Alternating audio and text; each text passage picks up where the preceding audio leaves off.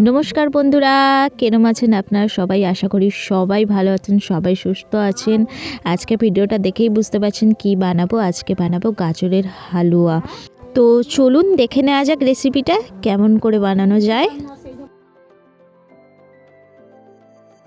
আমি দুটো বড় বড় গাজরকে গ্রেট করে নিয়েছি ভালো করে মিহি করে। এবার প্যানটাকে আমি গরম হতে ছেড়ে দিয়েছি। এবার গরম হয়ে গেলে ওর মধ্যে আমি দিয়ে দেবো ঘি। আমি দিয়ে দিচ্ছি অল্প একটু ঘি।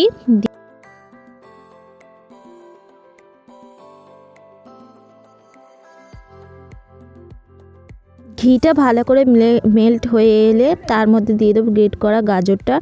আর গাজরটাকে ততক্ষণ ভাজবো যতক্ষণ না ওর কাঁচা গন্ধটা চলে যায়। এখন গাজরটা ভাজা হচ্ছে, চলুন একটু গল্প করে নিই। ছোটোবেলায় আগে যখন মা গাজরের হালুয়া বানাতো ভাবতাম কি করে বানাচ্ছে এত সুন্দর। তখন মা বলতো যখন তুই বড় হবি তখন তুইও বানাবি। আজও সেই রকমই ঠিক গাজরের হালুয়াটা বানিয়েছিলাম, কিন্তু মায়ের মতো তো টেস্ট হয়নি, বাট খুবই সুন্দর টেস্ট হয়েছিল। তো চলুন তাড়াতাড়ি রান্নায় ফিরে যাওয়া যাক।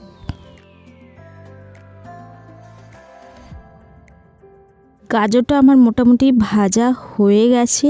এবার গাজরটার যে রঙটা দেখছেন আর ভাজার পর রঙটা দেখুন টোটালি আলাদা হয়ে যাবে। এবার আমি ওর মধ্যে দিয়ে দেবো দুধ। আমি দিয়েছি 3.5 কাপের মতো দুধ। আপনারা পরিমাণ মতন দুধ দেবে, যতটা গাজর ততটা দুধ হিসেবে ততটাই দেবেন।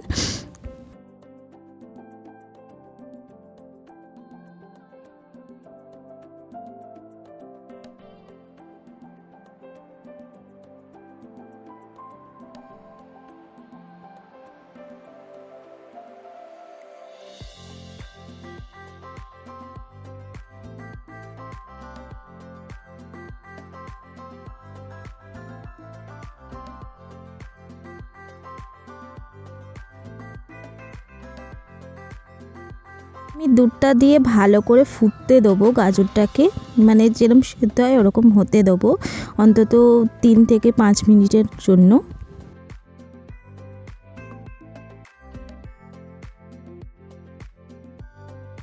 এবারে আমি ওর মধ্যে দিয়ে দিচ্ছি গুঁড়ো দুধ, তাতে একটু টেস্টটা বেশি সুন্দর হয়।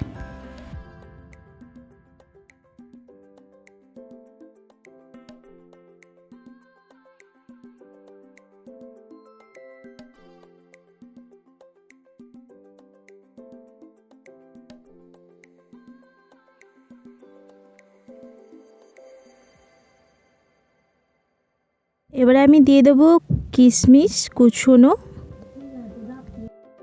তারপর দিয়ে দিচ্ছি পরিমাণ মতো চিনি। আমি ছোট 1 কাপের মতো চিনি দিয়েছি, আপনারা পরিমাণ মতন চিনি দিয়ে দেবেন আপনাদের যতটা মিষ্টি চাই সেই অনুযায়ী।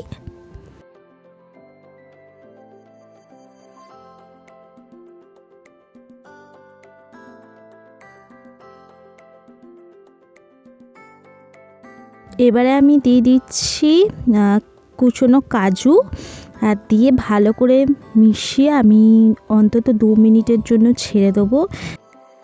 আস্তে আস্তে দেখুন গাজরের যে জল ভাবটা সেটা কাটতে শুরু করে দিয়েছে মোটামুটি। তো আমার গাজরের হালুয়া মোটামুটি পুরো রেডি।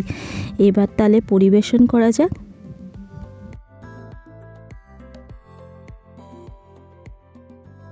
তো বন্ধুরা, কিরম লাগলো আমার গাজরের হালুয়া সবাই আমাকে জানাবে। আশা করি সবার ভালো লেগেছে। আজ আসছি, আবার দেখা হবে কোনো এক নতুন ভিডিও নিয়ে।